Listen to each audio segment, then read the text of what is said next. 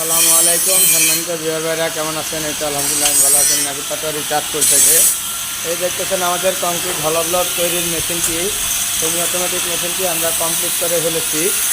এখন আমাদের এই যে এখানে ডাইস তাপটি ঘষা হচ্ছে, এটা আমরা ডিজাইন করবো। আর ডাইসের আরেকটি কাজ বাকি আছে, তেল লাগানোর কাজ।